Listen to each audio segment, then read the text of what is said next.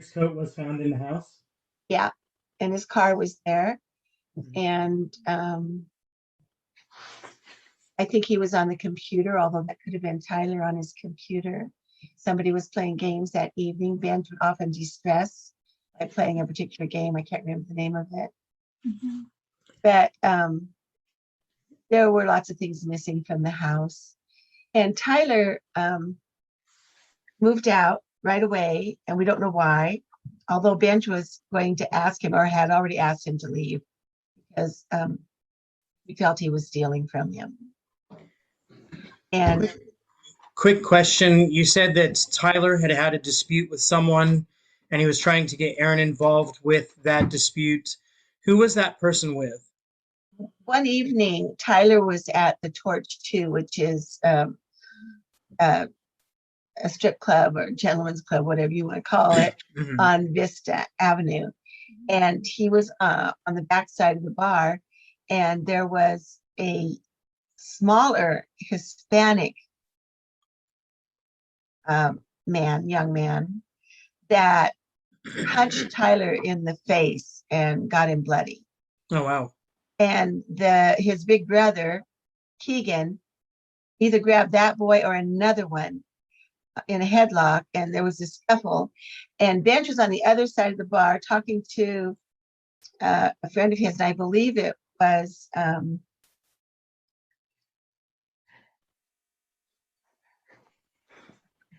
Janelle. It was Janelle, and they were friends and were dating casually. And when that scuffle happened, Ben just, I'm out of here. And he left. He did not get involved. And he just left. And Tyler kept wanting him to go even that score, and which was absolutely out of character because Benj was a talker. He was a negotiator. He was not a fighter. I don't know that he's ever been in a fist fight in his life. He never was in any kind of trouble like that. I don't even know if he knew how to fight. I'm sure he probably did, but he kept telling Tyler, this is not my issue. I have nothing to do with this. You go handle it yourself. But for some reason, he kept wanting them to come. So I think Tyler was trying to lure Ahren during that 2 or 3 week period at home or to someplace else for this, for the purpose of murder. Okay. But, I don't know that Tyler murdered him, but he definitely was a part of it. He knows something. I'm absolutely sure of that. You talked about Robert with Tyler, or I mean not Tyler, with Ahren for several years.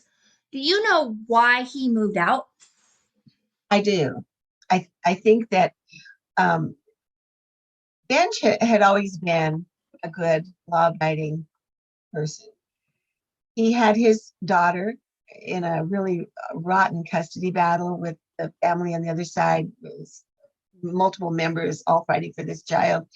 When the love of his life, Tiara, died in a car crash, the grandparents went and took the young daughter who was in the car also, and then didn't even tell Benj that Tiara had died. He learned through the rumor mill, and then he called those Tiara's parents and said, "Where is my daughter?" And they said, "Well, she's not yours anymore." So he went through that whole battle, and then he met Tracy a couple years later, and they had a son, and they went through that battle, and that there's a lot more to that too that was ugly. And then he had a motorcycle shop with a partner who I feel comfortable saying she stole the shop from him. I think he'd had all this heartache that he just said, okay, I'm done with this. And so in the last few months, I'd say 3 or 4 months of his life, he had friends that I didn't know, and I think were in the gray area, if not the black area. And one of them was a friend that he'd gone to grade school with. In fact, his name was Andy, and Andy was in my Cub Scout troop when they were like 8 or 10 years old. And Benj called me one day and said, "Mom, you'll never guess who I ran into." It was Andy. I remember him. So I had to go pull out the old pictures to see a picture of Andy. they had not stayed in touch from that time period all the way till, Benj was 35. So it was interesting to have seen him. Well, Andy was running some poker houses. And Benj at that point thought, okay, I'm going to see if I can't play in this game. And so he had a very nice house on Sunderland in a nice neighborhood. And Ahren was just building on a nice little glassed-in patio room. Mhm. And he'd laid some marble down on the floor and all glass, and he ordered a professional poker table. Mhm. And so he said to Andy, I would like to rent my house to you because you're having these high stakes poker games in just pitiful, crappy, rundown places. I have a nice home and I don't want any of the take. I don't want a percentage. I just want to rent it to you for $300 a night or whatever it was. And I'll cater a nice hors d'oeuvres and drinks too.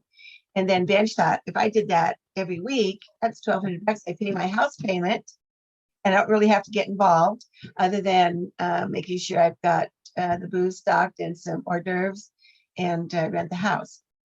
So I think that Tyler was going to move in, and I need to find out who that was a favor to. It could have been to Andy or to someone else, but Tyler moved in as a favor to someone. I was told by Ben. I don't know who the favor was for. I'd like to find that out. But Tyler moved in, and during that time, Robert wanted out. He didn't like the atmosphere, and I don't blame him. Actually, Robert moved out, and a friend of Benj's, John Fannin, moved in. But John was only there for a couple of weeks, and Benj said, John, I am so sorry, but I have to move you out because I have this other guy I need to move in. So he needed to move Tyler in for a reason. I don't know. John moved out, and Robert moved out, John moved in, and Ahren moved him out, and Tyler moved in. Okay. And that went for about a month or so, and it didn't work out. Nobody showed up. It wasn't working. So the poker thing didn't work. And Tyler was stealing from Benj, and so Benj was going to have him leave. And then, speaking of Tyler again, Ahren disappeared on Saturday, December 4th. And a few days later, I think about 4 days later or so, Tyler moved out. Mm-hmm. And somebody was reading all of Ahren's mail. Tyler was the one still living there, but he only opened emails from me and Yvette. Never responded to them, but only read our emails out of all of them. And then Tyler told people that he moved out because there was a foreclosure sign stapled to the front door. I was really stupid. I didn't know. I've never had a house foreclosed, so I thought, oh my gosh.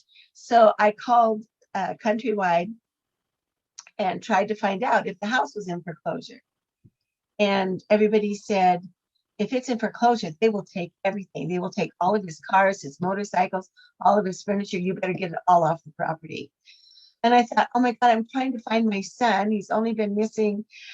And so I was trying to pack up his house while I was looking for him during that first time. I was a basket case. But I finally, they wouldn't talk to me at Countrywide. I said, all I want to know is if he's in foreclosure. And they said, are you the owner? I said, no. And they said, we can't talk to you.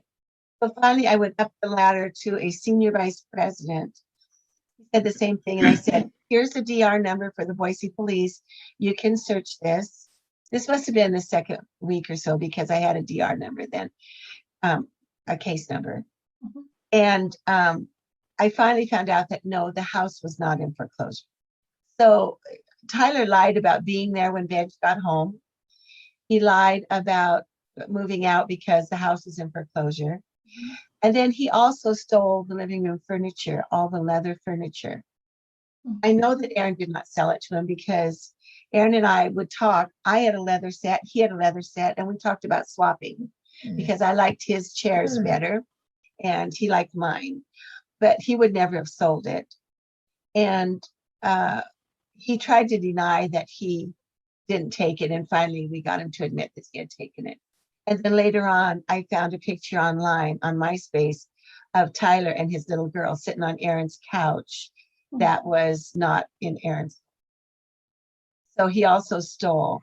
And I believe that he probably stole, although I'm not sure of this, a whole closet full of tactical clothing. Okay. So that was another lie that Tyler had told, and we caught him in a number of lies.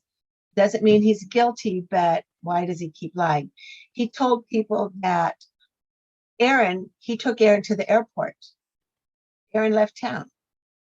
And then in almost the same breath, the same day, he's telling some of the dancers at the Torch, have you seen Ahren? I haven't seen him in days. I don't know where he is.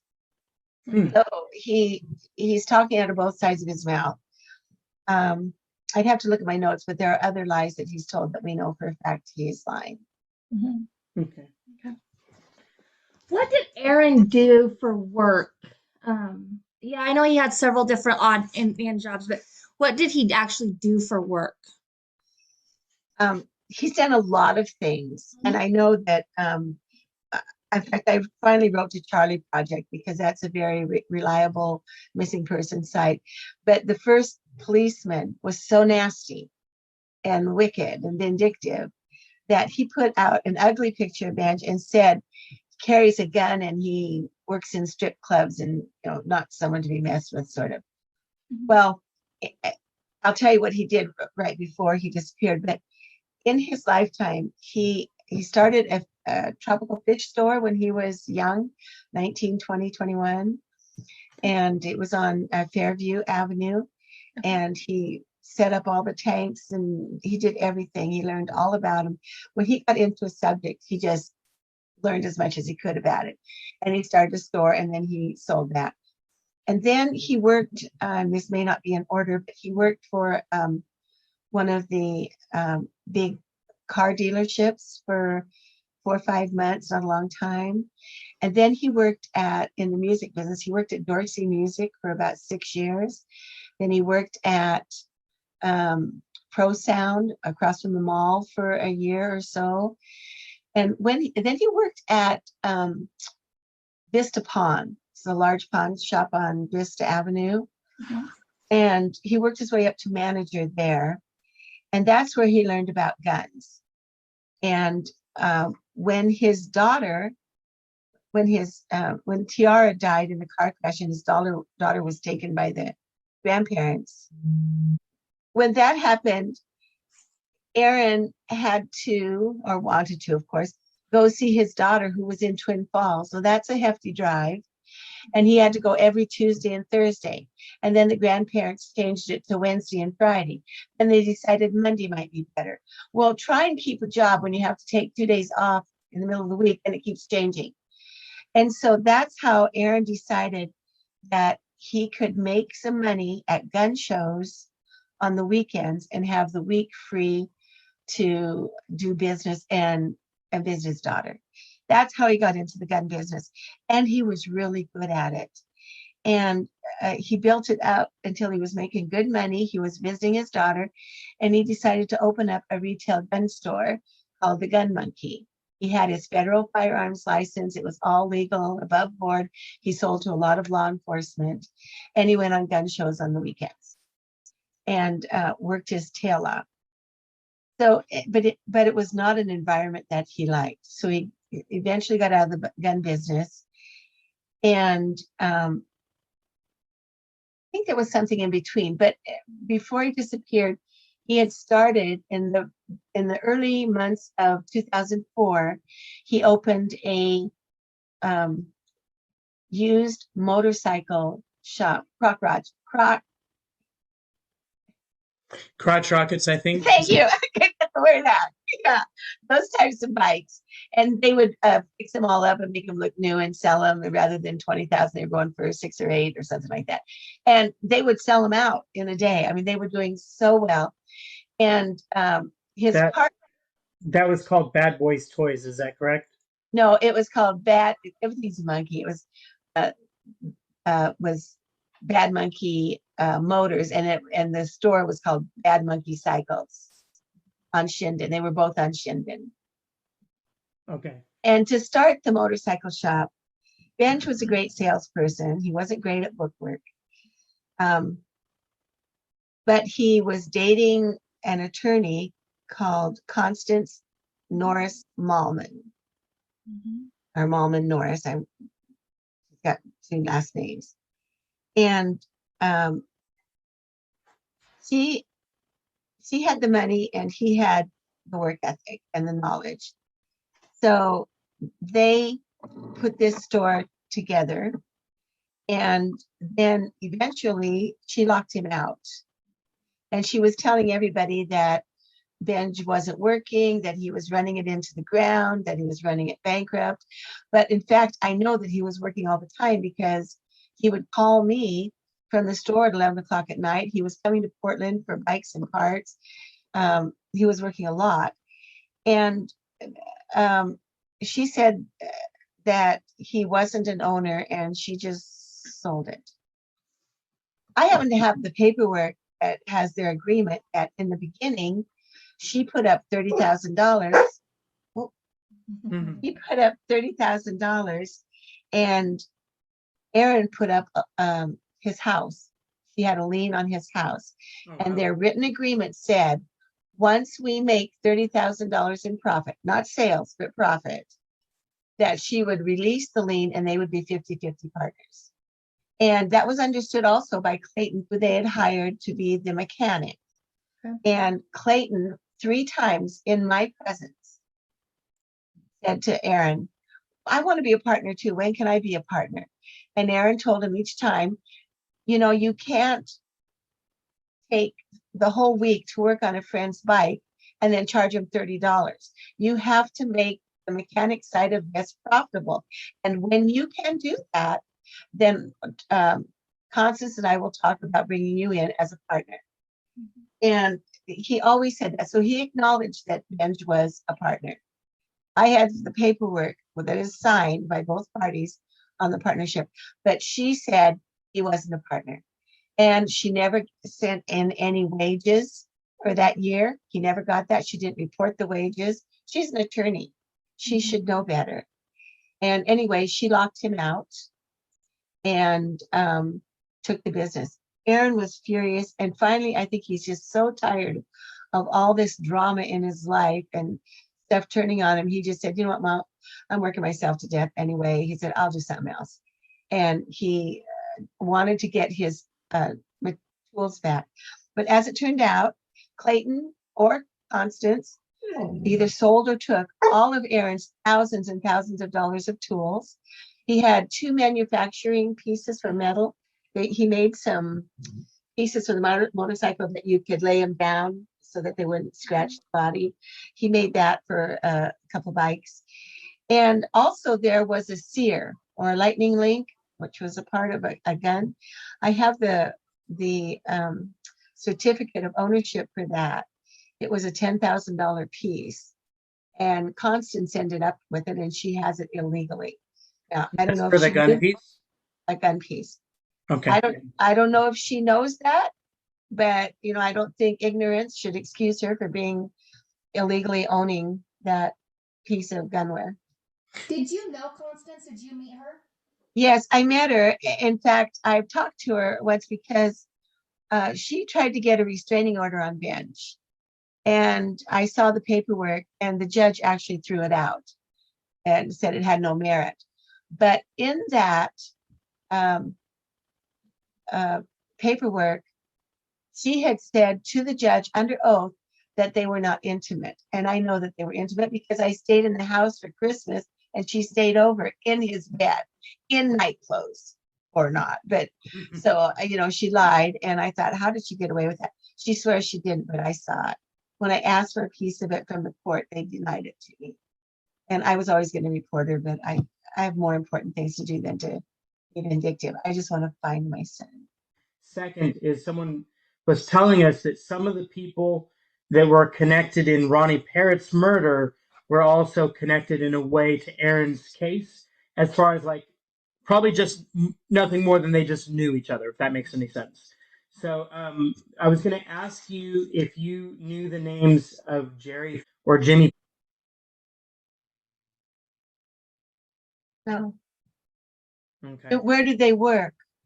Jerry was kind of a criminal, but what we've been told is that Jimmy had like a repair shop or some kind of a shop that he was actually using a part of the motorcycle shop for. So either the buildings were right next door to each other, or he had a section of the motorcycle shop that he was using. Constance Malman, Norris Malman, or Clayton would know that. I Okay. don't know that, but I That's will good. say that for a while, Ahren,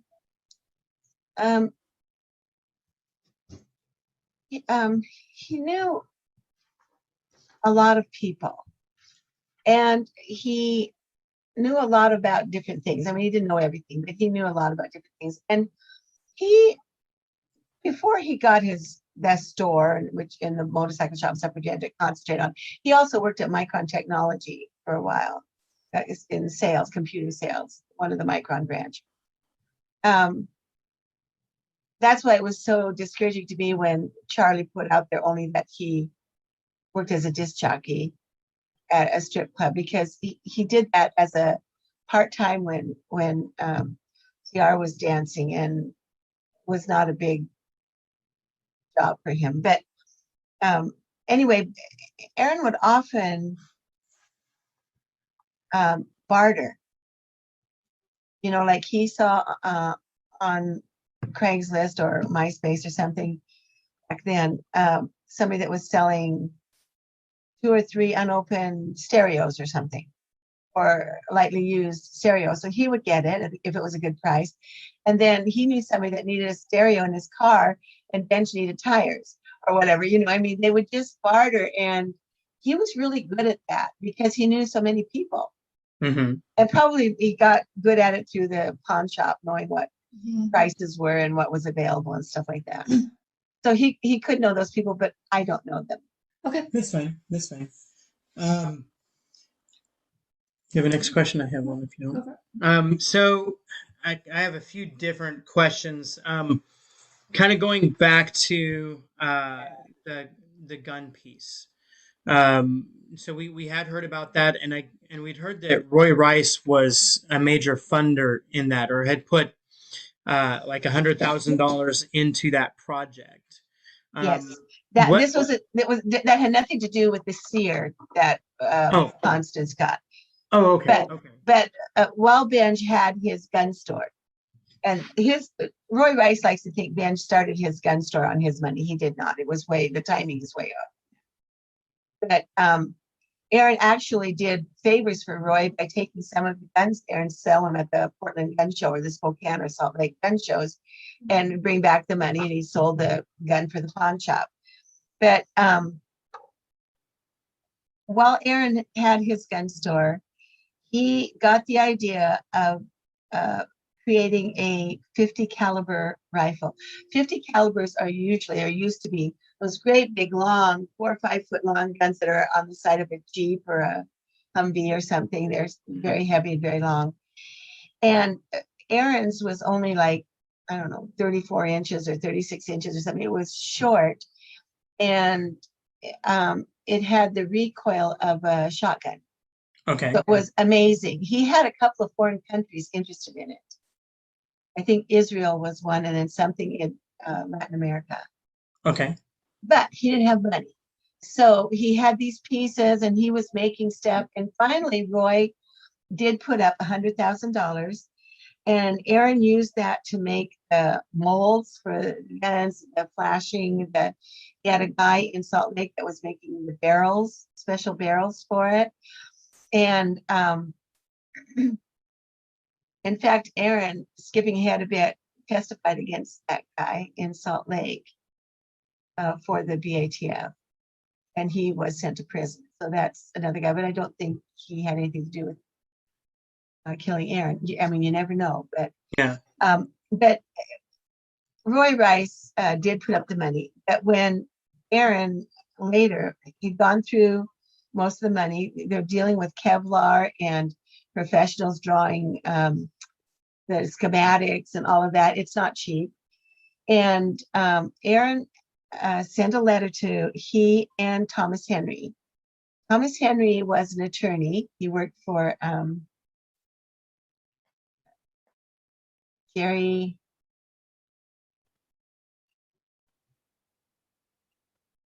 I'll think of it in a moment. Okay. A law shop, and he was disbarred for taking drugs in lieu of payment. But he continued to work at this law shop, or maybe he was new at that law shop, but he worked for the attorney, and their client was Roy Rice. So Thomas Henry and Roy Rice and Ahren formed a corporation. Roy put up the money, Benj put up all the know-how and the work, and Thomas had the legal side of it handled. They were going to start manufacturing this gun in Mexico. Roy went to Mexico quite often, and it was just south of the border. But property was less, employment was cheaper. For whatever reasons. I didn't really get into all of that, but they went down there and looked at things, and Benj wrote some letters to officials down there and stuff. Well, it didn't really get off the ground, and I don't know if there's more to this with Benj dissatisfaction, but he wrote a letter to Roy and to Thomas Henry and said, I want out. So here's what we can do. And I don't have the letter in front of me, but he had 4 options. And one of them was to just dissolve everything, split it up, or they could buy and Benj's shares of it. And he would give them all of the work to date, everything that he'd had done, and his knowledge, and he would advise them for 3 months or 6 months or whatever. And I don't remember what the 3rd and 4th, I guess they could just close it down. I don't remember what all 4 of them were, but it pissed off Roy Rice to no end, and he felt Benj had stolen from him and everything. And I talked to my son about it. He said, "Mom, I don't know what else to do. I've given him receipts. I've shown him what cost and all, but he won't believe me." And he was just angry. But that was 4 years before Benj disappeared. And I didn't think that Roy would still, harbor that. Why didn't he do something before then? He was a sleazy guy. He is deceased now. Yes. Yeah. But there's something funny there, though, because when the police went to talk to him, and Roy said, they said, "Well, you've been bragging that you had Ahren murdered. You put a hit out on Ahren." And the rumor was that he had hired somebody to contact a biker gang to go murder Ahren. And when they asked him, he just laughed and said, I didn't say that. I didn't do that. And, everybody lies in this investigation. So yeah, there's not much the police can do at that point. So Roy Rice's attorney for many, many years was this. Denny? Yes, Denny Salaz. yes. Denny's on our list to contact too. So he's deceased. He has not.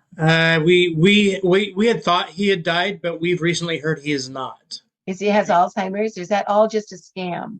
I have no, Don't know. no idea. We've just recently heard he's still alive and are going to be attempting to contact him.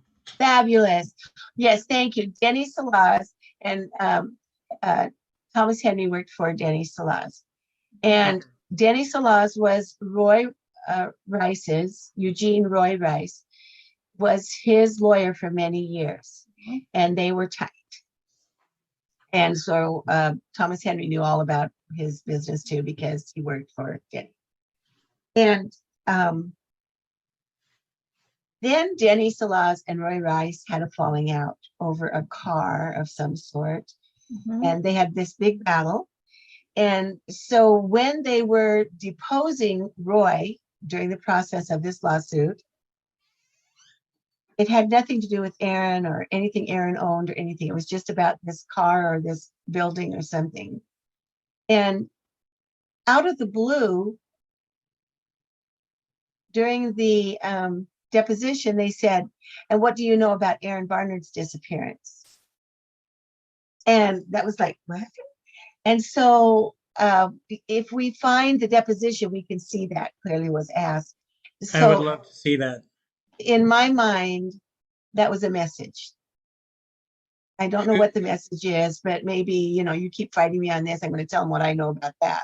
So who asked who that question? Denny Salas asked Roy Rice about the Ahren Barnard situation in a deposition that had nothing to do with Ahren. So there's something funny there. But Roy Rice was bragging that he'd had this done. Mm-hmm. I cannot make the connection, though, between Tyler and Roy. And I know that Tyler was a part of it. That's why we were trying. That's kind of what I was wondering. That's why I asked you if you knew why Tyler was there, because that's kind of what I was wondering. Is there a connection between Tyler and Roy? Was there, who's Tyler's connection? Yes. But the thing that's funny, as we go on, they might pop up because I don't want to jump ahead of your agenda here, but most people in the country don't know a missing person.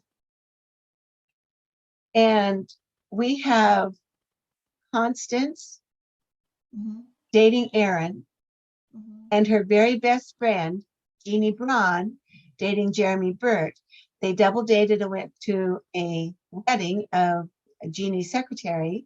So Ahren and Jeremy knew each other. And then both of those men are missing and considered deceased. And we know that not just what you said, but several people said Ahren and Jeremy did know each other. We've had several people tell us that. I think that Jeremy took his bike to Ben's shop, and I think that Ben might have had Jeremy fix his roof too.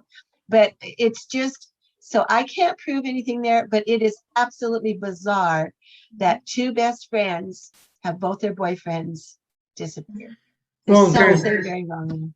There's some more interesting connections too that we've learned as well. So I'll share a little bit of what we've learned so far here too.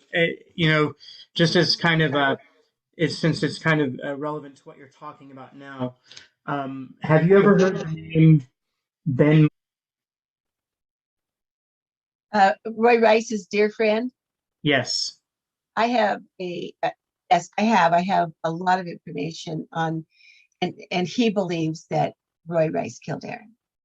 Yes. He said that over and over and over again. Yes, that is something that we've been told by people close to Ben or who were close to Ben. Now this is new because I just learned this past year, and no one has ever mentioned him to me. However, there was a reporter from Channel 2 that had a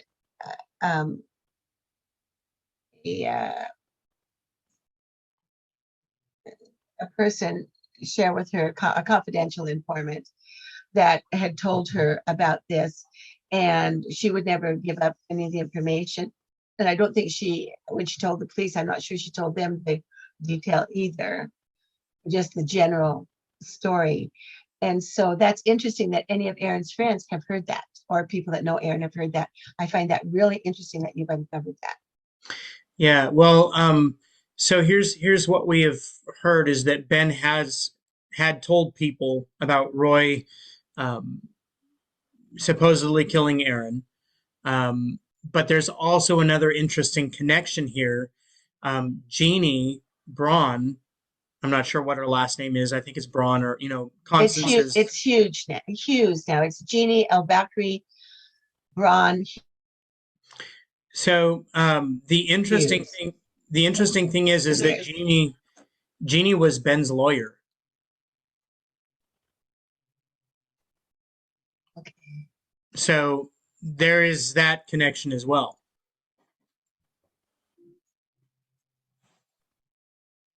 Okay. Wasn't his original lawyer, His original lawyer was David Leroy, but he actually had a fight with David Leroy and left David Leroy, being his attorney for Jeannie.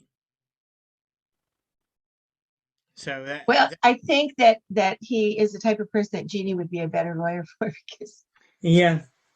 for a number of reasons, I think. Yeah, I have a lot of information on Roy Rice and his friend Ben, but it's fairly new to me. I worked Benji's case every day of my life for like the first 8 years.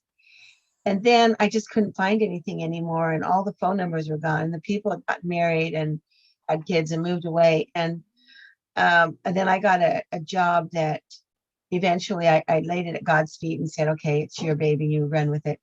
And then eventually I got a job that was just too difficult as I aged and had pressured jobs to keep working on it. And so I haven't worked it so much in the past few years, and that's why I forget some of the names. That they're not, I know who they are, but I have to think harder to find them. And I am going to take it up again this winter from A to Z, and just going through the notes in the last few days before I talk to you, I found some new things that are of interest. Ahren said that at the time of Benji's disappearance, he was about 14. He said, and this is what he told me over the phone. He said that he had spent some time the week of Ahren's disappearance down at the motorcycle shop. I guess there was a break-in at the motorcycle shop that week, or within a couple weeks of leading up to Ahren's disappearance. I think there was. I think Benj had driven by one night and saw that the window had been broken. Okay. Yeah. So Ahren told me that he was with Benji that morning, the morning after the break-in, and Ahren, what he told me over the phone is, he said, I will never forget what Benji said. He said, if I do not come up with $100,000 by tonight, I'm a dead man. So that's what he told me over the phone. What caught my interest about that is learning that that's the amount of money that Roy had put into the gun business. Was in such a good mood that day. Getting out of the bike shop probably freed him up some, even though every time something like this happened, he lost so much money. Mm-hmm. Maybe Roy Rice was threatening him, but I know that Ahren was really nervous when he decided to get out of that, because he knew Roy would be mad. But, and maybe Benj didn't spend the money well, but I know that when he was telling me how much this cost, how much that cost, and professionals, all this stuff to do a gun was not cheap. And he was constantly waiting. And I know he had boxes of springs and levers and all this stuff that, he was putting together these guns. And some of it was, and he was having Kevlar molds made and stuff. So I don't think my son would have purposely chanced ripping off somebody like Roy. But I don't think Roy had any right to demand $100,000 back either, because that was a business deal, and Benj offered to give him all of the assets and everything. So I wonder if that's true. I don't know. That's interesting. Yeah, really interesting, and that's new to me. Yeah. So like I said, that's just what he told us. There's no way to verify one way or the other. Just know that that's what was said. So like I said, I want to get to some of the stuff, the new stuff you said you've learned, but I do have another question for you. And actually it's going back to Jeannie. Something that we've been trying to kind of wrap our head around a little bit, as we have learned about the character of Roy Rice, and knowing that Ahren worked with Roy Rice, and what we've learned is that Roy was pretty much a bad dude, as far as he did a lot of illegal stuff. And this is stuff that, not saying that Ahren participated in it, but it's easy to assume that Ahren might have known about it, if that makes any sense. But what I'm trying to figure out is if he had seen some of this other illegal behavior stuff going on in other areas in other people's lives. But we know that he went and testified to the DA about Jeannie Braun. Why he would pick going to the DA over that, whereas he hadn't over things in the past. Is my question make sense? Well, when he would tell me about, I met Roy Rice once. He was just when I met Roy Rice, Benj would talk to him like he didn't admire him. He wasn't friends with him. But remember, well, maybe you don't know this, but Benj never finished school. He dropped out when he was a sophomore. He's very bright. He never really spoke fondly of Roy Rice, but Rice had a lot of money and he threw money around left and right, particularly on girls and stuff. I don't know that Benj knew about, I think he thought he was a scuzzbag probably, but I don't think he wasn't friends with them that I could tell. He never spoke about him that way. But Roy had a lot of money, and I've read some stuff about him now in his lifestyle. He really was. But Benj worked there, and you know, I think he worked there early on. I don't think he had the confidence that he, not having his GED at that time, that he could work anyplace else. And he worked his way up to manager, and then he, when the mother of his daughter died in a car crash, Benj couldn't work there because they kept changing the visitation and everything. And so that's when he got into the guns, because he had learned that at the pawn shop. But he never spoke highly of Roy, but he didn't say too much about him either. I mean, he didn't badmouth him. He just, I know he didn't think the world of him by any means. He thought he was, you know, kind of oily character, but I don't think Benj was into any of this stuff that Roy was working on. But, you know, I don't know.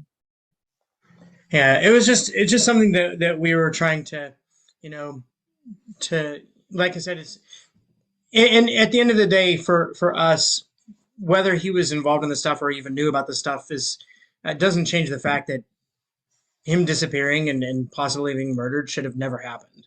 Well, if you knew, yes, but if you knew Benj,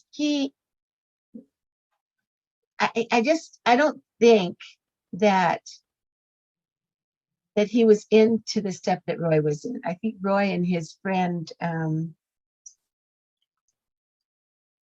Ben? Yeah, I think they were into stuff that Ahren was not. And I don't know if Ahren didn't know about it, or if